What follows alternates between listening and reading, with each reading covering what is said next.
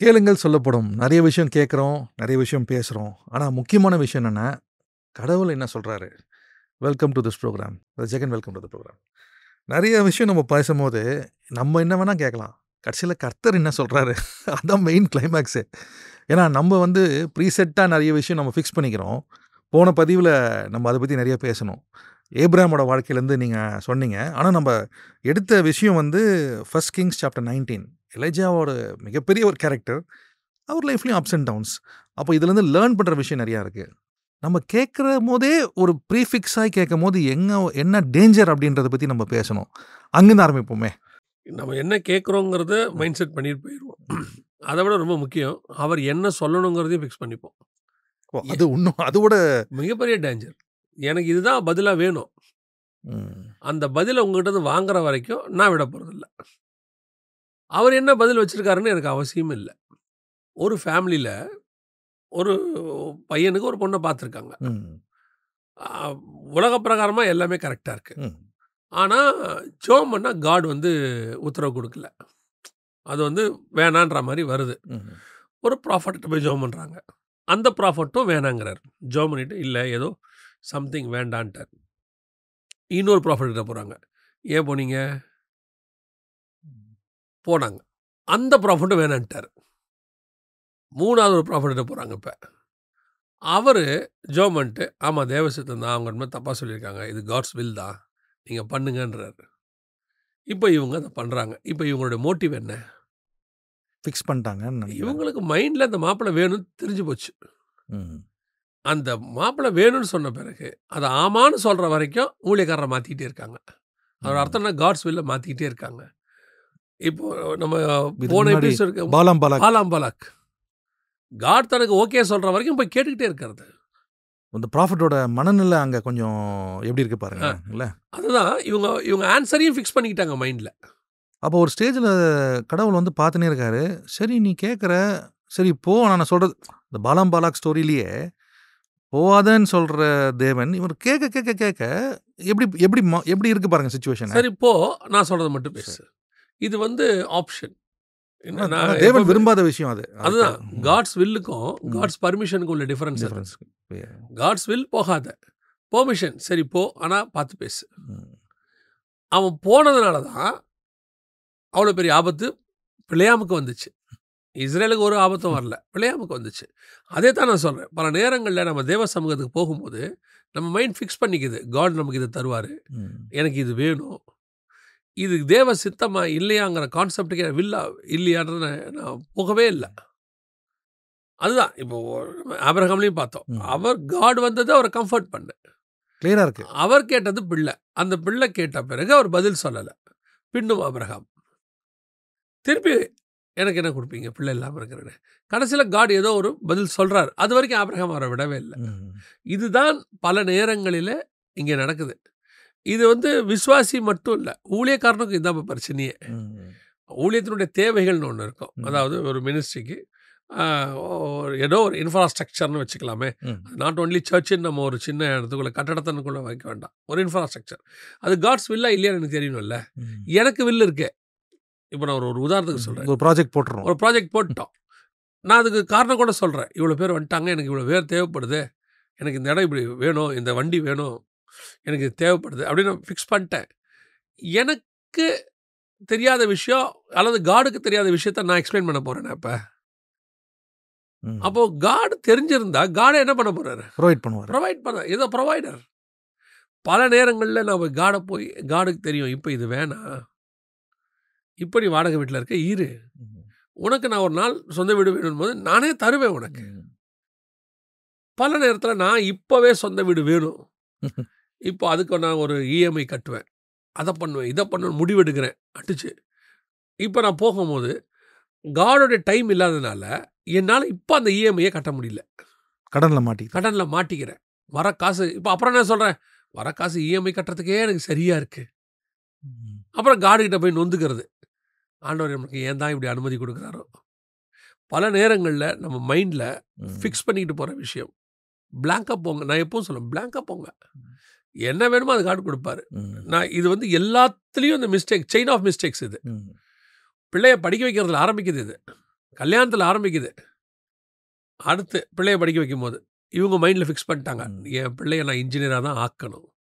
ஏன்னா எனக்கு சின்ன வயசுலேருந்து ஆசை. இன்னொருத்தர் சொல்வார், நான் ஆகணும்னு ஆசைப்பட்டேன், என்னால் ஆக முடியல, என் பையனை ஆக்கணும். இது வேர்ல்டியாக கரெக்ட் தான். அப்பாவுக்கு பையன் மேலே ஒரு ஆர்வம், ஆசையில தான் பண்ணுறேன். ஆசை பண்ணுறோம். ஆனால் காடுக்கு அவன் மேலே என்ன இருக்கு? ஊழியத்திலுமே இருக்கு.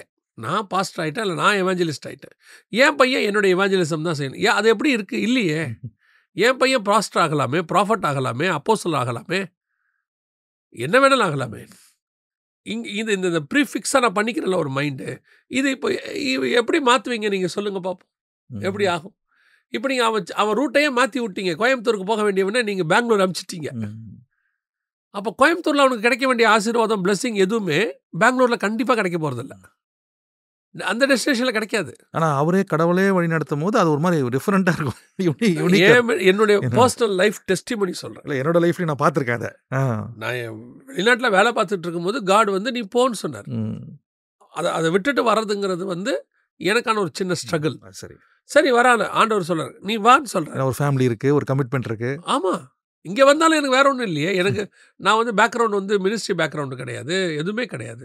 இங்கே வரேன், வந்த பிறகு நான் இப்போ சொல்கிறேனே, நான் காடுகிட்ட மினிஸ்ட்ரிக்குன்னு கமிட் பண்ணி வந்து 21 இயர்ஸ் முடிஞ்சிருச்சு. இந்த 21 இயர்ஸில் ஒரு நாள் கூட நான் ரெக்ரெட் பண்ணதே இல்லை.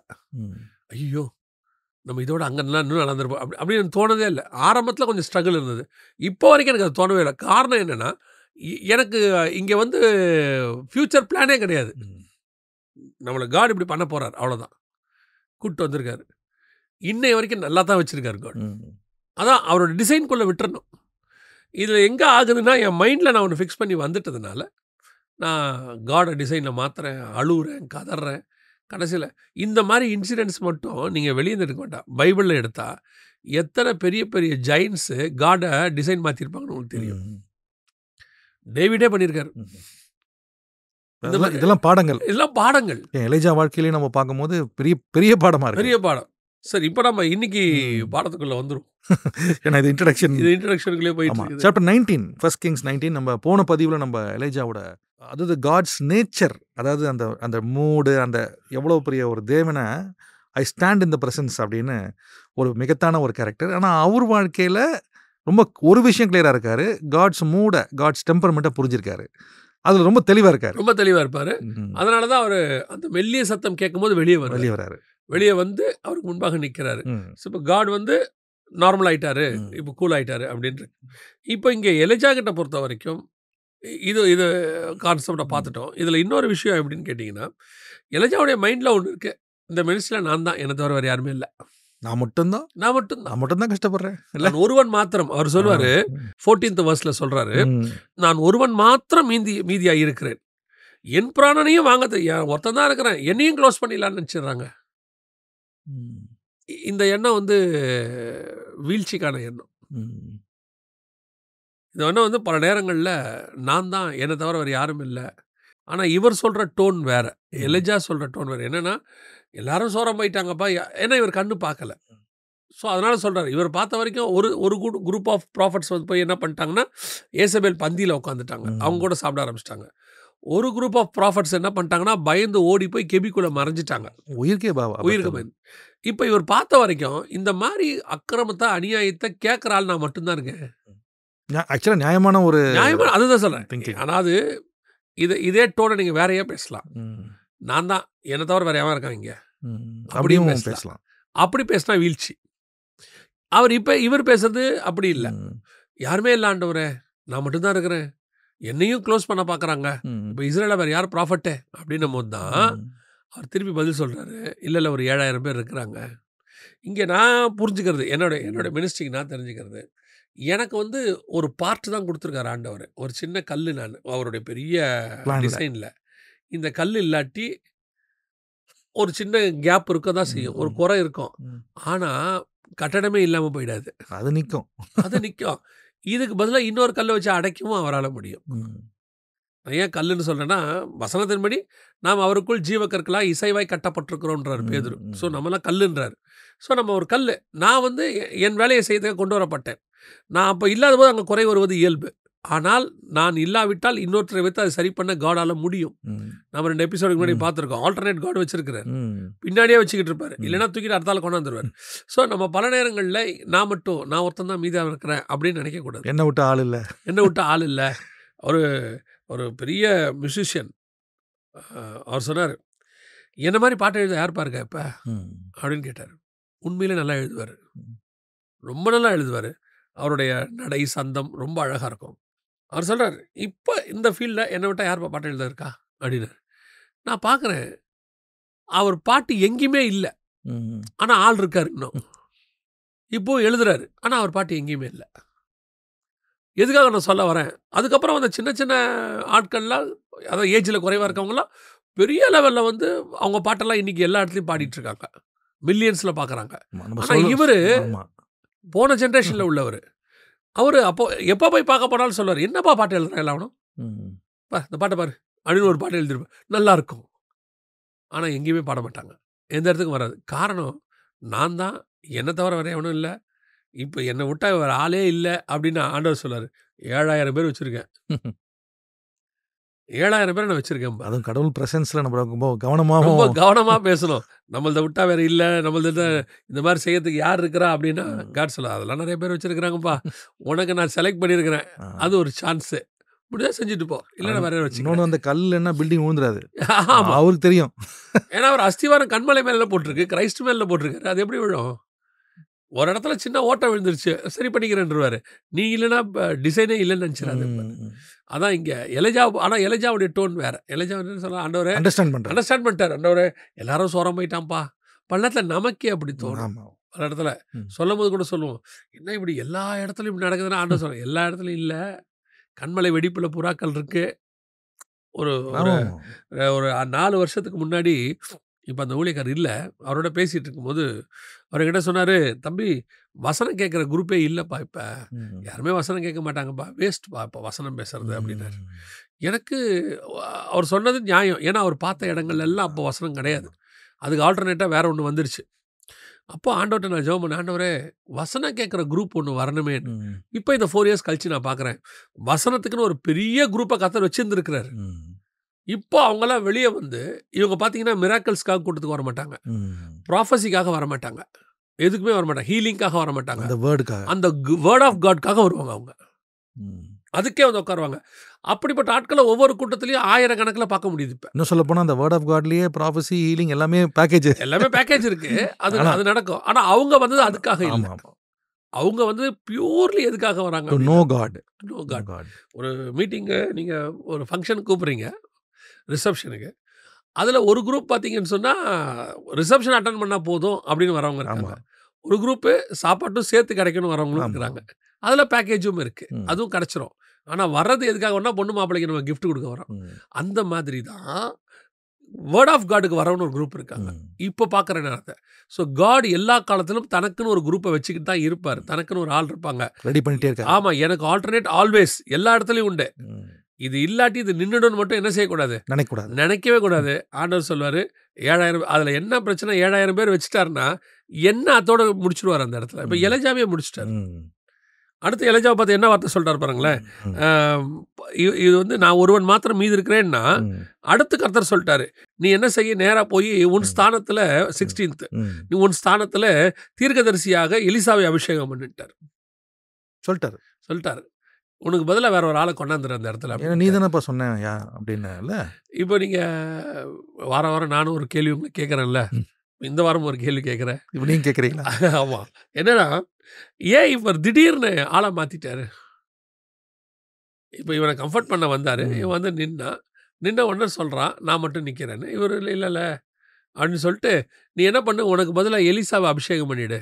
ஏன் சொன்னார் அப்படி? நல்ல கேள்வி. இது வந்து நம்ம பேசுகிற டாப்பிக்காக நான் சொல்கிறேன். ஒரு ப்ராஃபட்டோடைய வேர்டை காட் எவ்வளோ வந்து கனப்படுத்துகிறாருன்னு. இவன் பேசினான்னு வச்சுங்களேன், இவன் பேசுகிறத அப்படியே பரலவங்க கேட்டுரும். இன்னும் சொல்ல போனால் பாலாக் ஸ்டோரியிலேயே நம்ம அதை பார்க்குறோம். இந்த ப்ராஃபிட் ஆனர் பண்ணுறாரு. நீ பேசினா அது இதாக இருக்கும் அப்படின்னு. ஸோ இந்த இடத்துல இவர் பேசுறது வந்து காடு எப்படி எப்படிலாம் கனப்படுத்திருக்காரு ஒரு லிஸ்ட் பாருங்க. ஃபர்ஸ்ட், பனியும் மழையும் பெய்யாது எலியா சொல்லிட்டாரு. சொன்னது காடா எலையாவா? சொன்னது வந்து எலிஜா. ஏன்னா காட் சொல்லலை. இவர் சொல்றாரு, என் வாக்கின் படியன்றி பனியும் மழையும் பெய்யாது, நான் சொல்றேன் அப்படின்ட்டாரு. இப்போ காட் என்ன பண்றாரு, இவர் பேச்சை கேட்டுக்கிட்டு பனியும் மழையும் பெய்யாம நிறுத்திட்டாரு. அப்படியே செய்றாரு. அப்படியே சென்றார். நியூ டெஸ்ட்மெண்ட்ல யாக்கோப் சொல்றாரு, எலியா 3.5 வருஷம் கருத்தாய் ஜோம் பண்ணினான்றாரு. ஏன்னா அவன் பிரேயருக்கு தான் அவர் பதில் கொடுத்தாரு. ஸோ இவன் சொன்னான்னா காட் அப்படியே அக்செப்ட் ஆனர் பண்றாரு. ஹானர் பண்ணிடுவார். அடுத்து இவர் சொல்றாரு, அக்கினி இறங்கட்டும்ங்கிறாரு. இறங்குச்சா இல்லையா? அப்படியே காட் இவர் வேர்டு என்ன பண்றாரு? ஆனர் பண்றாரு. அப்படியே ஹானர் பண்றாரு. அடுத்து இங்கே வருது. இப்போ இவர் சொல்றாரு, ஏசபெல் விஷயத்தில் சொல்றாரு, ஜெசபெல்ல, போதும் கர்த்தாவே நான் குவிட் பண்ணிக்கிறேன்றாரு.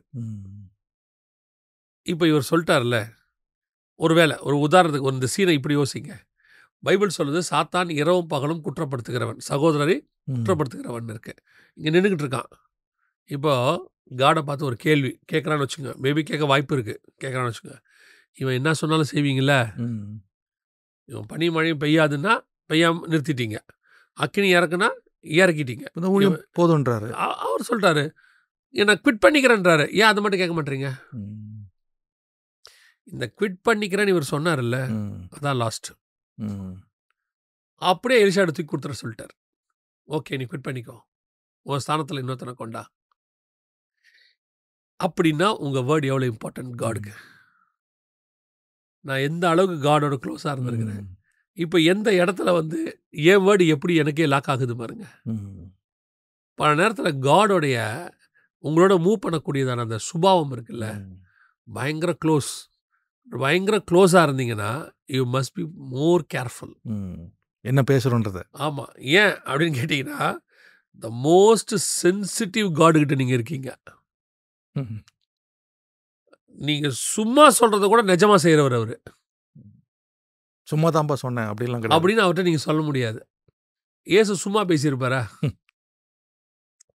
ஏசு எதுவுமே என்ன பேச மாட்டார். சும்மா சொன்னேன், நான் சும்மா விளையாட்டுக்கு சொன்னேன் அப்படின்னு ஏசு சொல்லுவாரா?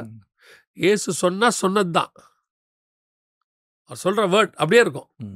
அதே மாதிரி தான் உங்ககிட்டே எக்ஸ்பெக்ட் பண்ணுறாரு. அந்த இடத்துக்கு தான் எலிஜா வர்றாரு. எலிஜா வந்துட்டு இந்த இடத்துல குவிட் பண்ணிக்கிறேன், போதும் கர்த்தாவே அப்படின்னு உடனே, சரி குவிட் பண்ணிக்க, இதுக்கு பதிலாக வேற ஒருத்தனை கொண்டாந்துரு.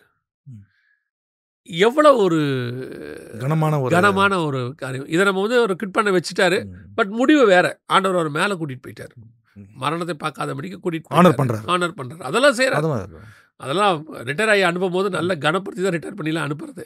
பட் வேறு வழி இல்லை, நீ சொல்லிட்ட, நான் குவிட் பண்ணிக்கிறேன். அதாவது தேவன்கிட்ட கடவுள்கிட்ட நம்ம பழகும் போது அந்த என்ன அவரை ஹேண்டில் பண்ணுறோன்றது ஒரு பார்ட்டு, என்ன கேட்குறோன்றது ஒரு பார்ட்டு. ஆனால் நம்ம அந்த அழுத்தம் வரும்போது நம்ம என்ன முடிவுகள் எடுக்கிறோமோ ஒரு முக்கியமான பார்ட். முக்கியமானது. நீங்கள் என்ன ஆண்டவர்கிட்ட பொதுவாக நீங்கள் என்ன நினைக்கிறீங்க? நான் கேட்குறதெல்லாம் கொடுக்கணும்னு நினைக்கிறீங்களா இல்லையா? அப்போ நீங்கள் முடிவு பண்ணும்போது ஒரு இடத்துல நீங்கள் கேட்குறதெல்லாம் கொடுக்குற அளவுக்கு வளர்ந்துடுறீங்க, கிட்ட போயிட்டீங்க. என்ன கேட்டாலும் ஆண்டவர் கொடுப்பாரு. ஒரு உங்ககிட்ட ஒரு என்ன வருது, ஒரு கான்ஃபிடென்ட் வருது இல்லை? இதனால தான் ஜனங்க உங்ககிட்ட வந்து ஜோம் பண்ண சொல்கிறாங்க.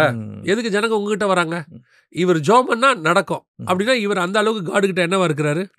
க்ளோஸாக இருக்கிறாரு. இவர் போய் கேட்குறாரு, ஆண்டவர் செய்கிறாரு, ஜனங்களுக்கு அது கிடைக்குது. ஜனங்களும் சாட்சி சொல்கிறாங்க, எனக்கு இத்தனை நாள் இல்லாமல் இருந்துச்சு, ஐயா ஜோம் பண்ணார், கிடச்சிச்சு. அப்போ உங்கள் வேர்டை வந்து ஹெவன் என்ன பண்ணிக்கிட்டு இருக்குது? ஆனர் பண்ணிகிட்டே இருக்கு.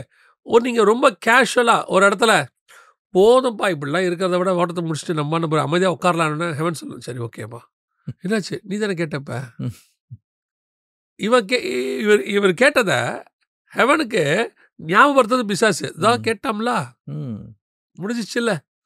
இன்னைக்கு பல நேரங்களில் வாயின் அறிக்கை very important. What we speak. அதான் பைபிள் சொல்றது, ஜீவனும் மரணமும் நாவில் இருக்கிறது. அதுவும் ப்ராஃபட்டுக்கு ரொம்ப முக்கியம். ஏன்னா அவன் கர்த்தருடைய நாவாய் இருக்கிறான். அவன் வந்து காடோடைய வேர்டு. காட் பேசுறத ப்ராஃபட் வழியாக பேசுறாரு. அப்போ ப்ராஃபட் பேசுறதெல்லாம் என்னது? God's word. அப்போ எனக்கு போதுன்றது அவர் கிளீனாக அவர் நெக்ஸ்ட் அடுத்தே முடிச்சுட்டு வேற ஆளை ரெடி பண்ணிட்டார். அவர் ஒரு ஸ்தானத்தில் எலிஷாவை ரெடி பண்ணு.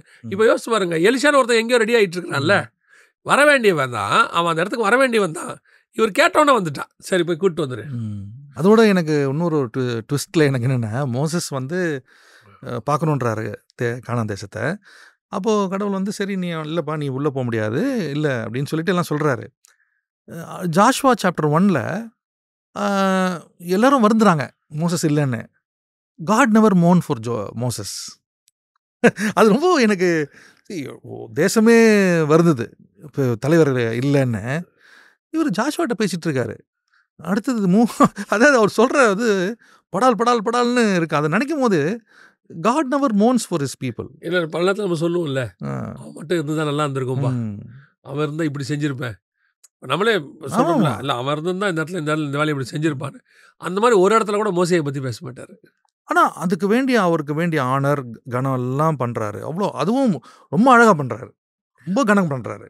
ஸோ தேவ மனுஷனுக்கு கனம் இல்லைன்னும் இல்லை, ஆனர் பண்ணுறாரு. ஆனால் அட் த சேம் டைம் அடுத்தது என்னமோ அது அவனையே பிடிச்சிட்டு உட்காந்துட்டு இருக்க மாட்டார். குவிட் பண்ணியாச்சா அடுத்து போவோம், நெக்ஸ்ட் சாப்டருக்கு போயிடுவோம். இன்ஃபேக்ட் நம்ம ஒரு ரிலே ரேஸ் தான் ஓடுறோம். ஆமாம், நம்ம தான் ரேஸுன்னு நான் தான் கடைசி வரைக்கும் ஓட நினைக்கக்கூடாது. இன்னும் 3 பேர் இருக்காங்க பின்னாடி, அவங்ககிட்ட நான் கொடுத்துட்டு ஓடுறதுக்கு தான் இருக்கிறேன்.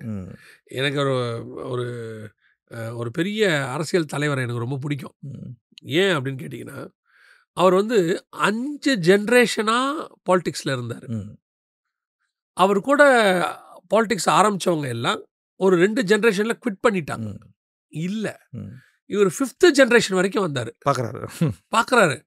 எனக்கு இவரை வாட்ச் பண்ணுறேன், நான் ஒரு 2 ஜென்ரேஷனை வாட்ச் பண்ணுறேன், நான் 5 ஜென்ரேஷனை, அடுத்த 3 ஜென்ரேஷனை படிக்கிறேன் அவரை பற்றி. இவர் எப்படி இந்த 5th ஜென்ரேஷனுக்குள்ளே வராரு அப்படின்னு சொல்லி பார்க்கும் பொழுது, அடுத்த ஜென்ரேஷனுக்குள்ளே வரக்கூடிய காரியங்களுக்கு தன்னை ரெடி பண்ணிக்கிறாரு. அடுத்த ஜென்ரேஷனுக்கு ஒரு அப்டேட் பண்ணிக்கிறாரு, அதை படிக்கிறாரு, அதை செஞ்சுக்கிறாரு, அங்கே போகணுங்கிறாரு. அன்னைக்கு உள்ள மக்களோட காம்படிட் பண்ணுறாரு. இவர் காம்படிட் பண்ணுறது 30-40 வயசு பசங்களோட. அப்போ என்னன்னு பார்க்கும் பொழுது, நான் குவிட் பண்ணிக்கிறேன் அப்படிங்கிற ஒரு தாட் அவருக்கு வரவே இல்லை. காடா குவிட் பண்ணுற வரைக்கும் அவர் குவிட் ஆகலை. இதுதான் நான் சொல்கிறேன், பல இடங்களில் எனக்கு கொடுக்கப்பட்டதில்ல. அப்போ இப்படி புரிஞ்சுக்கலாமா, ஒரு அரசியல்வாதிக்கே அப்படி நினைப்பு இருக்கும் போது தேவனோட ராஜ்யத்தில் நம்ம வேலை செய்கிறவங்க, நம்ம அவரை ஃபாலோ பண்ணுறவங்க எப்படி இருக்கணும்? காட் குவிட் பண்ணுற வரைக்கும் நீங்கள் ஓடிக்கிட்டு இருக்கணும். காட் ஒரு இடத்துல குவிட் பண்ணுவார், சொல்லுவார். காட் வந்து உங்களை புளிய கரும்பு சாரி மாதிரிலாம் எடுக்கிறது கிடையாது. நீ பண்ணி அவனு சாகம் அப்படிலாம் கிடையாது. காட் வச்சிருக்காரு, ரிலாக்ஸும் கொடுக்குறாரு, அமைதியும் கொடுக்குறாரு. அப்படி ஓடுற பவுலுக்கே 2 வருஷம் ஜெயிலில் தூக்கிப்பட்டார், ஜெயிலுக்குள்ளே இருக்கிறாரு. அது ஒரு அங்கே ஜெயிலுக்குள்ளே இருந்துக்கிட்டு தான் அவர் நிருபங்கள் எழுதுறாரு. அந்த டைம்லையும் ஒரு விஷயம் வெளியே அது செய்ய வேண்டியிருக்கு. அந்த நிருபங்கள் எழுத வேண்டியதுனால 2 வருஷத்துக்கு உள்ளே வைக்கிறாரு. ஏன்னா அவர் வச்சாதான் அங்கே வச்சா அதை வச்சா இந்த வேலை நடக்கும். ஸோ காட் வந்து ரெஸ்ட் கொடுக்கவும் ரெடியாக இருக்கிறாரு, ஓட வைக்கவும் ரெடியாக இருக்காரு. He knows very well about the design. But நான் வந்து எப்படிப்பட்டவனாக இருக்கிறேன், நான் எனக்கு முன்னாடி நானே அதை எதிர்க்க விரும்புகிறேன்னா, சிலர்லாம் பார்த்தீங்கன்னு சொன்னால், நான் அடிக்கடி இந்த வார்த்தை சொல்லுவேன், மினிஸ்ட்ரியில் வந்து செட்டில்மெண்ட்டு நீங்கள் ஒன்று கிடையாது. நான் செட்டில் ஆகணும்னு நினைக்கிறாங்கல்ல, பேக்கேஜ் இங்கே செட்டில்மெண்ட்டே கிடையாது. செட்டில்மெண்ட்டுக்கு வேலையே கிடையாது. இங்கே ட்ராவலுக்கு தான் வேலை. ட்ராவல் போகிறவனுக்கு எப்படி செட்டில்மெண்ட் இருக்கும்? ஃப்ளைட்டில் போகிறவர் எங்கே ஃப்ளைட்டில் செட்டில் ஆவாரா? ட்ரெயினில் போகிறவர் ட்ரெயினில் செட்டில் ஆவாரா? உடனே இவங்க சொல்லுவாங்க, அது வாழ்க்கை. இஸ்ரேல் ஜனங்க வனாந்தரத்தில் 40 வருஷம் ஆனாங்க, செட்டில் ஆனாங்களா? செட்டில்மெண்ட் கானானில் தான் இருக்குது, ட்ராவலில் செட்டில்மெண்ட் கிடையாது. ஸோ இப்போ நான் வந்து இப்போ ட்ராவலில் இருக்கேன். அப்போ எனக்கு நானே ஒரு இடத்துல செட்டில் ஆகி குவிட் பண்ணிக்க நிரூபிக்கிறேன். அது ஒரு விதமான என்ன நான் வந்து அப்போ சோர்வு வரும்போது எப்படி அணுகணுன்றது ஒரு பாடமாக இருக்குது நமக்கு. இல்லை சோர்வு வராதுன்னு நம்ம சொல்ல, கம்பல்சரி வரும், எல்லாருக்கும் வரும். அப்போ எப்படி அணுகணும்? இப்போ டேவிடுக்கு சோர்வு வந்துருச்சு, இப்போ எல்லாத்தையும் தூக்கிட்டு போயிட்டாங்க. அப்சலோம் துரத்துறான் ஒரு பக்கம், ஒரு தடவை சவுல் துரத்துறாரு, ஒரு பக்கம் அப்சலோம், ஒரு நாள் அப்சலோம் துரத்துனாரு. வாழ்க்கையே ஒரு ஓட்டத்திலேயே இருக்கு. என்னைக்காவது எனக்கு இந்த ராஜ்யபாரம் வேணான்னாரு அவரு. திருப்பி நான் அந்த இடத்துக்கு வருவேன்னாரு. திருப்பி ஆண்டவர் ஒரு வாக்கு கொடுக்குறாரு, நீ சகலவற்றையும் திருப்பி கொள்ளுவாய். திருப்பி வர்றாரு, கடைசியில் ராஜாவாதானே செத்தாரு இல்லையா? கரெக்ட். இப்போ டேனியல் தூக்கி உள்ள போட்டாச்சு சிங்கக்கபிக்குள்ள. டேனியல் சிங்கபில் ஜோம் பண்ணாரா? போதும் ஆண்டவரே, இவ்வளோ நான் உண்மையாக இருந்து எனக்கு என்ன பிரயோஜனம்? தூக்கி போட்டாங்க, போதும் ஆண்டவர்னு சொன்னாரா? இல்லை, வெயிட் பண்ணுறாரு. ஆபிரகாம்கிட்ட அதான் ஒரு நல்ல ஒரு விஷயம் இருக்கும், ரொம்ப அழகான ஒரு விஷயம். பையனை பலி கொடுக்க சொல்லிட்டார் ஆண்டவர். சரியா? பலி கொடுக்க போகிறாரு, கட்டை எடுத்தாச்சு, வண்டியில் ஏற்றாச்சு, கையில் கத்தி எடுத்தாச்சு, போயாச்சு. ஆனால் போகும்போது வேலைக்காரங்கிட்ட சொல்கிற வார்த்தை என்னென்னா, நானும் பிள்ளையாண்டானும் அவ்விடம் போய் திரும்புவோம், திரும்பி வருவோம். அந்த இடத்தோட அவனை க்ளோஸ் பண்ணிட்டு நான் மட்டும் வருவேன்னு அவர் சொல்லலை. சொல்லும் போது கூட அவர் என்ன சொன்னார்னா, நாங்கள் வருவோன்னாரு. அவருக்கு தெரியுது இவனை வச்சு மினிஸ்ட்ரி இருக்க இது முடியாது, செத்தாலும் உயிரோடு கூட வந்துடுவான். அந்த கான்ஃபிடென்ட் தான் நமக்கு. இப்போ ஆபிரகாமுக்கு சோகம் இல்லாமல் இருக்குமா? கண்டிப்பாக இருந்திருக்கும் இல்லையா? ஆனால் அந்த கான்ஃபிடென்ட் எனக்கு இருக்கு. மினிஸ்ட்ரியில் பிரச்சனை வரும். அதான் எனக்கு ஆண்டவர் ஒரு காரியம் சொன்னார். ஒரு பெரிய பிரச்சனை வந்து மினிஸ்ட்ரியை குவிட் பண்ணுற அளவுக்கு வந்துடுச்சு. நானும் இதே மாதிரி ஒரு காரியத்தை ஆண்டவர்கிட்ட கேட்டிருக்கிறேன். ஆண்டவரே இப்படி ஆகுது. காட் எனக்கு ஒரு வாக்கு பண்ணார். உனக்கு நான் வச்ச அபிஷேகம் ஒன்று தான், அதை முடிவு பண்ணி தான் செஞ்சு முடிப்பேன். அந்த மினிஸ்ட்ரியை யாராலையும் அந்த இடத்துல ஒன்றுமே செய்ய முடியல, என்னாலையுமே ஒன்றும் பண்ண முடியல. காட் அப்படியே மாற்றி கொண்டாந்து கொடுத்து ஆசீர்வதிச்சு எல்லாம் பண்ணிட்டார். ஸோ காட் நமக்கு ஒரு வாக்கு பண்ணுறாருல, அதை பிடிச்சிக்கிட்டு தான் இந்த மாதிரி சுச்சுவேஷனில் ஓடணும். ஒரு மாதிரி கஷ்டமான சுச்சுவேஷன் வரும், போதுங்கிற இடம் வரதான் செய்யும். ஆனால் காட் சொல்லி, ஜோசப் எடுத்துக்கோங்க, யோசேப் குழியில் போட்டாங்க, போதும்னு நினைக்கல. வித்துட்டாங்க, போதும்னு நினைக்கல. ஜெயிலில் போட்டாங்க, போதும்னு நினைக்கல. திருப்பி திருப்பி அவன் சொல்லிகிட்டே இருப்பான், என்னை நினச்சிக்கோம்பா அந்த இவங்கிட்ட. ஒரு நாள் வந்துச்சு, அவனுக்கு கொடுத்ததான வாக்குத்தத்தை நிறைவேறிடுச்சு.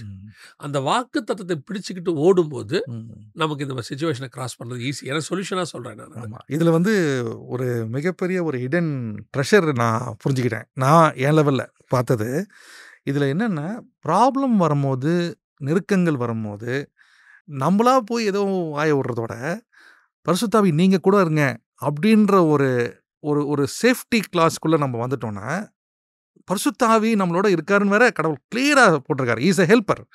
அப்போ நமக்கு ஹெல்ப்பரும் கொடுக்குறாரு. ஆனால் நம்ம வந்து இந்த ஒரு போர்வைக்குள்ளே நம்ம வந்துட்டோம் அப்படின்னாலே பல விஷயங்கள் நம்ம வந்து கடவுளோட பார்வையில் அப்படியே நம்ம போகலான்றது ஒரு ரொம்ப கிளியராக வருது. எப்படி கரெக்டாக நான் சொல்கிறது? எக்ஸாக்ட்லி. என்னென்னா, நான் ஒரு இது வந்து ஒரு லாங் சப்ஜெக்டாக இருக்குது, எடுக்க போகும்போது இன்னொரு இடத்துக்கு போகுது. ஆனால் எதுக்கு சொல்ல வரேன், நம்ம டைம் இல்லாதனால சொல்கிறேன். நான் ஹோலி ஸ்பிரிட்டோடைய கைடன்ஸோட அவர் கொடுக்குற வேர்டையும் பிடிச்சிக்கிட்டு அப்படியே ஓடிட்டே இருந்தோம்னா நான் பாட்டுன்னு போயிடுவேன். ஏன்னா இது நான் ரொம்ப உணர்றேன் என்னோட வாழ்க்கையில். எனக்கு யார் இருக்காங்களோ இல்லையோ ஆண்டவரே, பரிசுத்தாவி நீங்கள் இருந்தால் போதும்ன்றலாம் நான் ஜெபிச்சிருக்கேன். நான் எதுக்காக சொல்ல வரேன்னா, இதனால் நமக்கு சுச்சுவேஷன் டிஃபிகல்ட்டாக இல்லையா அப்படிலாம் இல்லை. என்ன சொல்ல வரேன்னா, இதுதான் நான் லேர்ன் பண்ணுறேன்.